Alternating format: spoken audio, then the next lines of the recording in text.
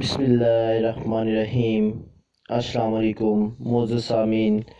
حضرت آدم علیہ السلام جنت سے زمین پر تشریف لائے تو زمین کے جانور زیارت کے لیے آنے لگے۔ حضرت آدم علیہ السلام ہر جانور کے لائق اس کے لیے دعا فرماتے۔ اسی طرح جنگل کے کچھ ہرن اسلام کرنے اور زیارت کی نظر سے حاضر ہوئے۔ آپ نے اپنے ہاتھ مبارک ان کی پشتوں پر پھیرا اور ان کے لیے دعا فرمائی۔ ان میں نفع مشک پیدا ہو گئی۔ وہ ہرن جب خوشبو کا تحفہ لے کر اپنی قوم میں واپس آئے تو دوسرے ہرنوں کے گروہ نے پوچھا، تم یہ خوشبو کہاں سے لے آئے ہو؟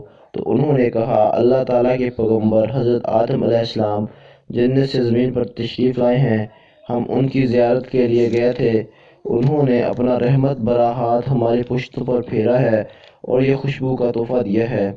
تو پھر دوسرے ہرنوں کا گروہ بولا، ہم بھی جاتے ہیں۔ چنانچہ وہ گئے۔ آدم علیہ السلام نے ان کی پشتوں پر بھی ہاتھ پھیرے، ان میں خوشبو پیدا نہ ہوئی۔ وہ جیسے گئے تھے ویسے ہی واپس آ گئے۔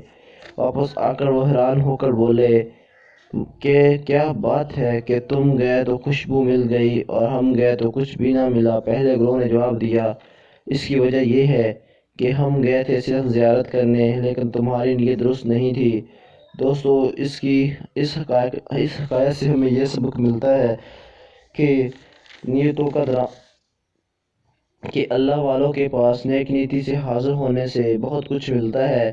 اگر کسی بدبخت کو کچھ نہیں ملا، اس کی اپنی نیت کا قصور ہے، اللہ والوں کا نہیں۔